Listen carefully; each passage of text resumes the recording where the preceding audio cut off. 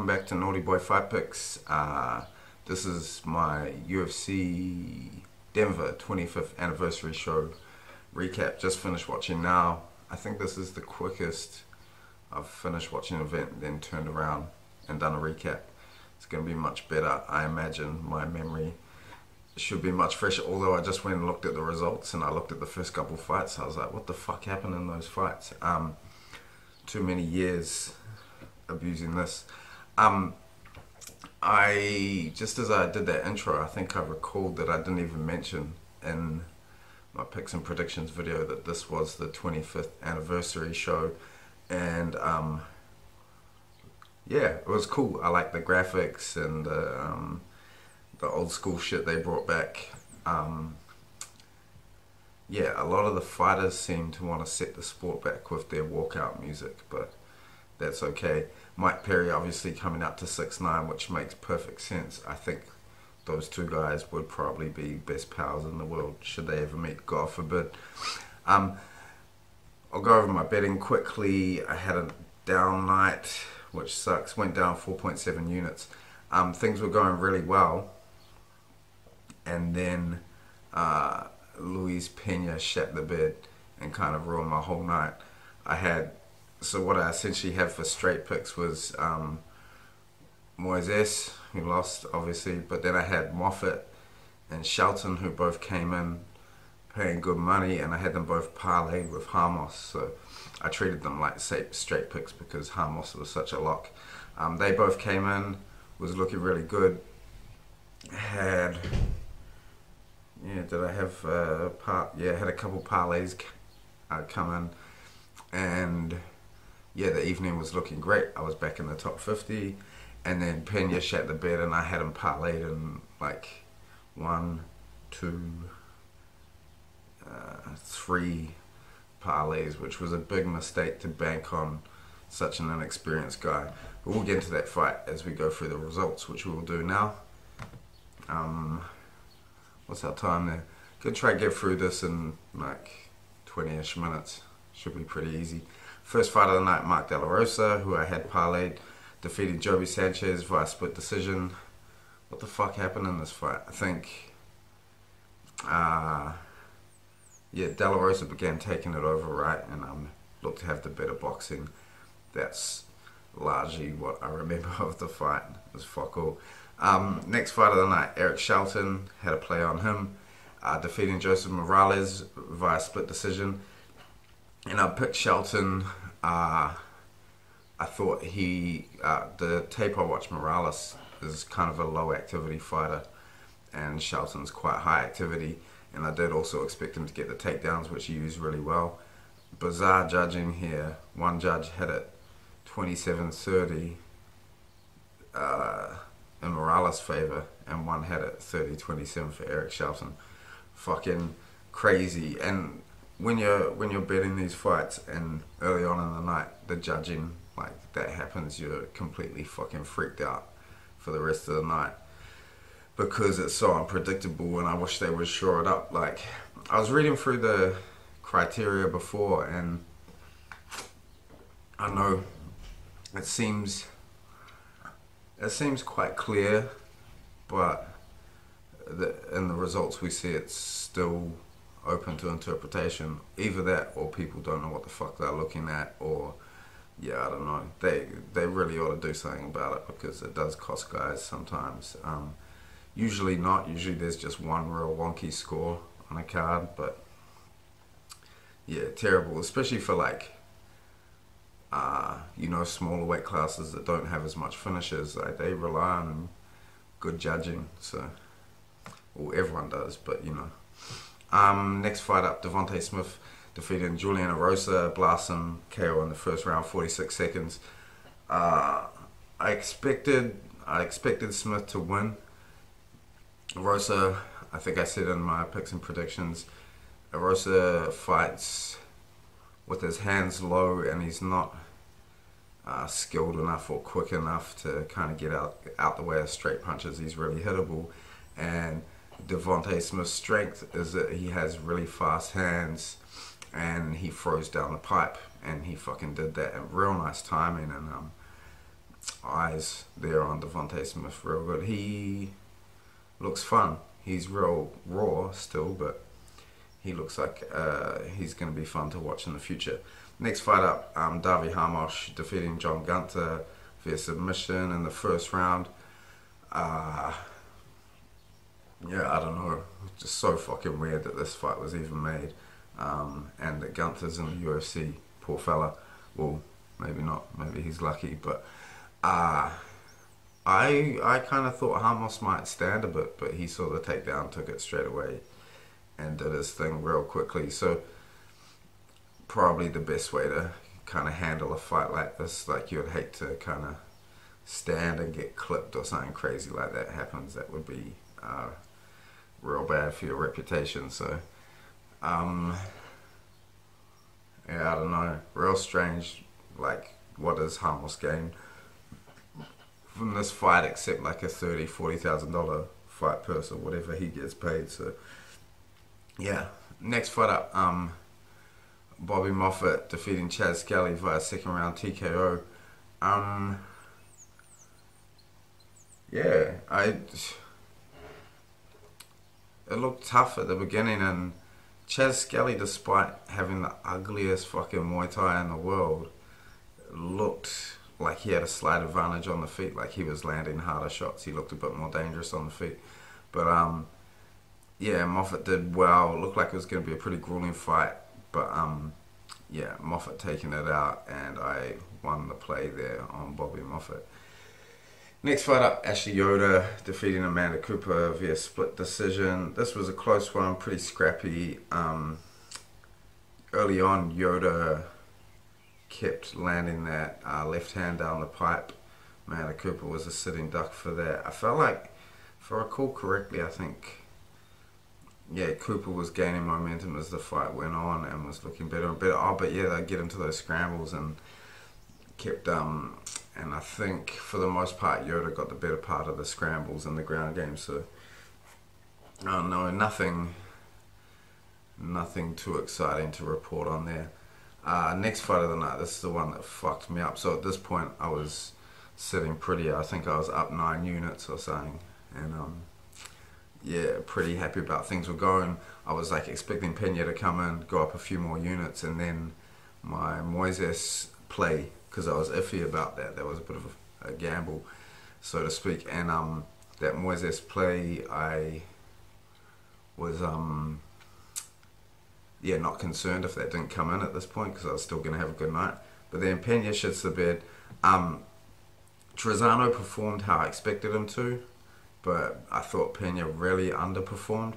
I'm wondering if we'll hear some reason.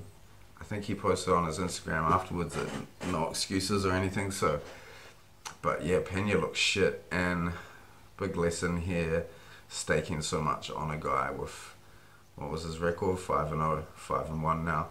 But yeah, I kind of banked on Trezano like having no urgency, which he showed in all the fights of his I watched, and I felt like from tape I watch on Pena, he has killer instinct and a bit more urgency about his game. But fuck, he looked tired in there. He looked slow. He had no timing.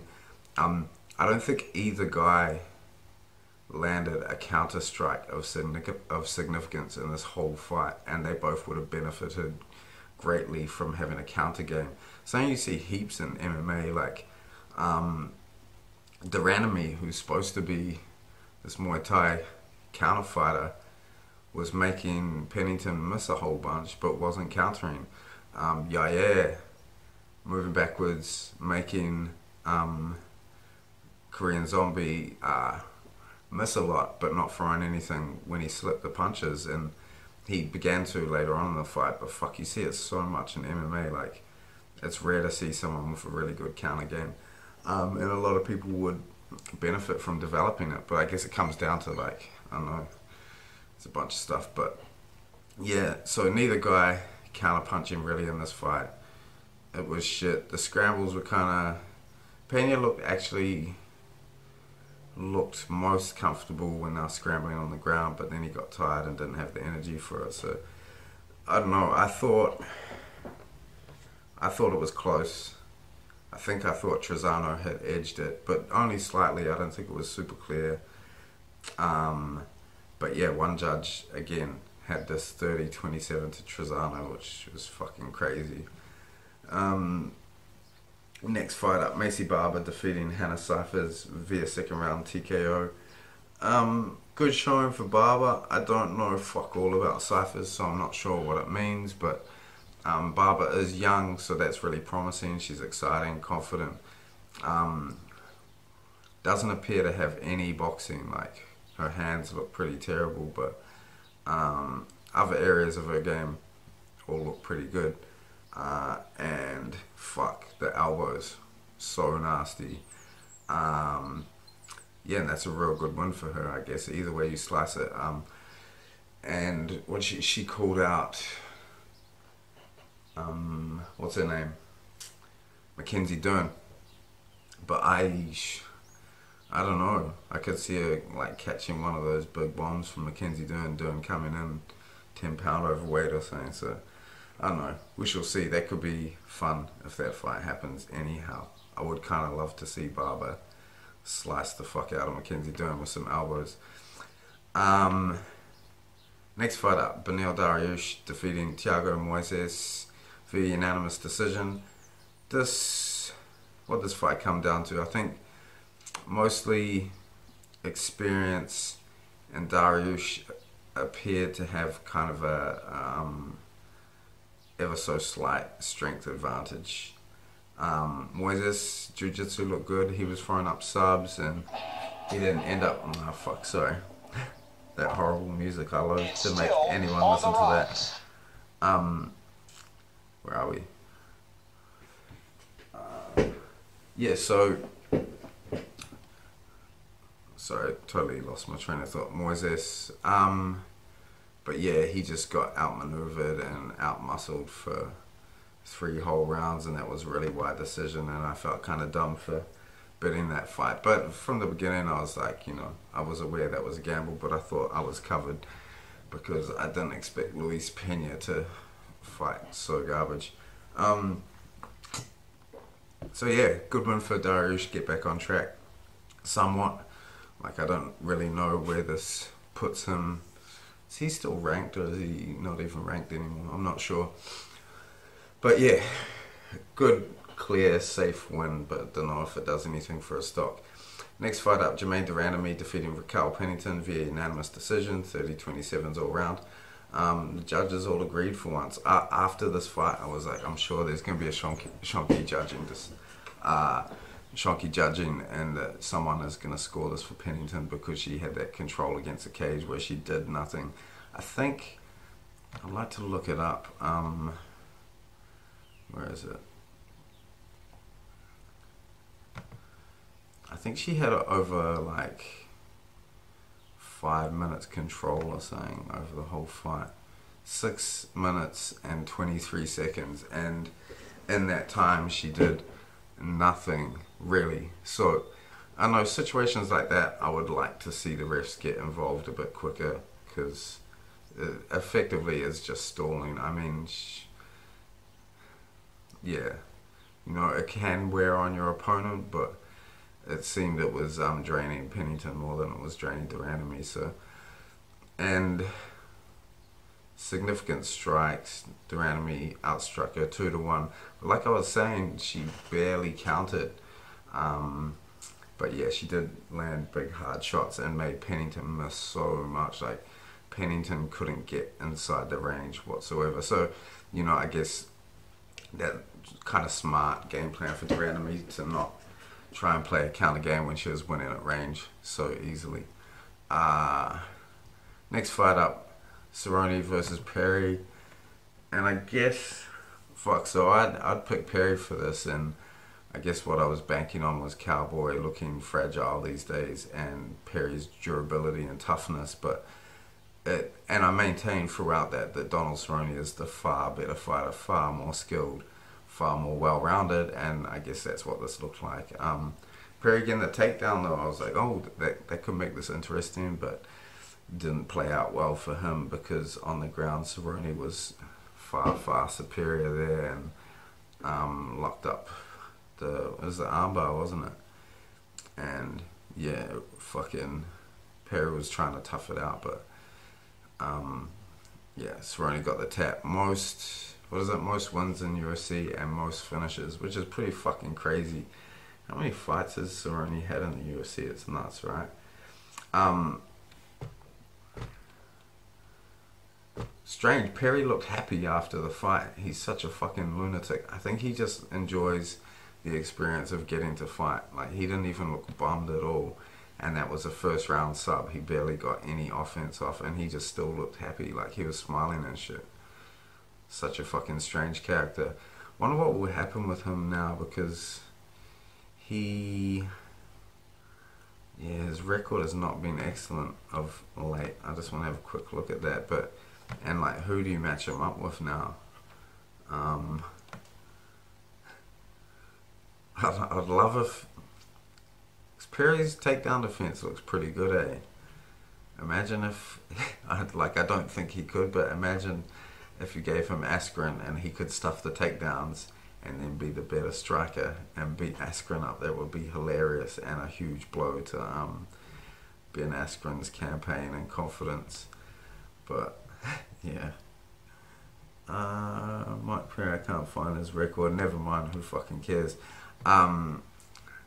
And then Cerrone, so what did he say? Did he say, look out Khabib, Cowboys back? That's a fucking bridge too far at this stage. Yeah, I don't mind him going back down to, but he has looked better at welterweight, right?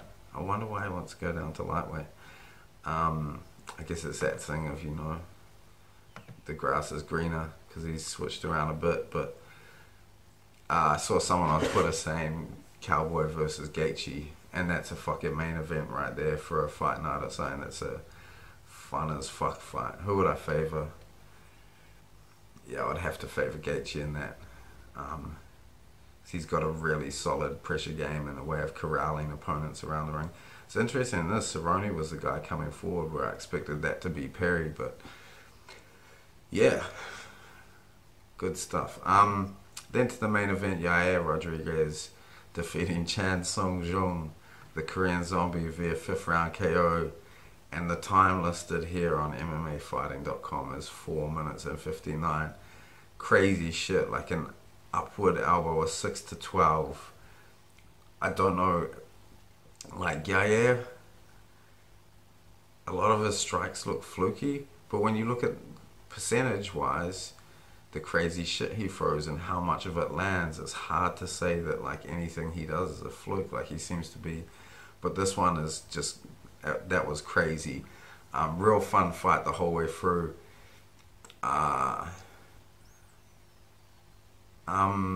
Korean Zombie was landing more, but I thought Yair was landing the better shots, more powerful stuff. The way Yair evades punches looks really bad, I think, like, because he moves backwards and moves his head, and he'll often get hit, and it's not a super clean shot because he's moving away, but then he'll stumble back into the cage and it looks quite dramatic. I feel like that could work against him, because that doesn't look good for the judges, obviously. But he first round he came out and was landing those leg kicks, and they looked really effective, like especially that first one, man. I was like, holy fuck, Zombie's in trouble here. And then he appeared to abandon them for most of the rest of the fight and didn't kick that much. And you saw at the end his corner was, they were going to carry him out the octagon, but then he insisted on walking. So I think he must have hurt his foot or something on a chip kick in that first round. But super entertaining. Yair looks really good. That's a great comeback for him. Pretty good comeback for Zombie as well, because he was obviously winning on the scorecards. Like, I had him winning, and I was resigned to that's a Korean Zombie win, and then fucking Yair pulls out that crazy shit. So good, so entertaining, both these guys. I was listening to someone last week saying after this they should just make the fights they had matched previously, so Yair versus Zabit and Korean Zombie versus Frankie. I like Yeah, I think Frankie might steamroll Korean Zombie at this stage still. And as for Yair versus Zabit, I'm not sure why people are so keen on that fight, because it's two prospects, two guys who've still got development to do, and we've seen what Zabit does with guys that are dangerous strikers. He employs his ground game and fucks them up, which I think would happen to Yair. I prefer for Yair, assuming, is it Lamas versus Alkins next week?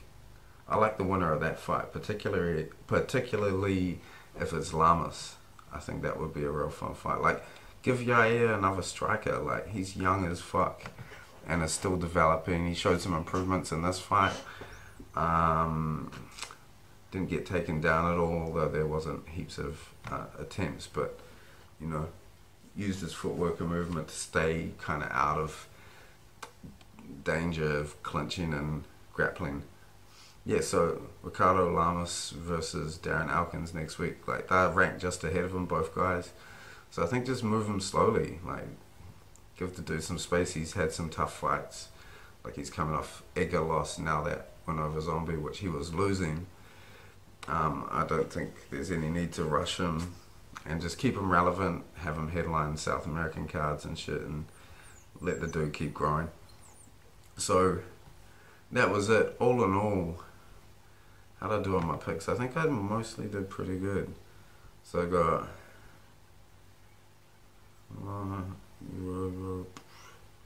Yoda beat Cooper, yeah. So I got 1, 2, 3. I got 4 wrong. So what's that? 9 out of 13 or something.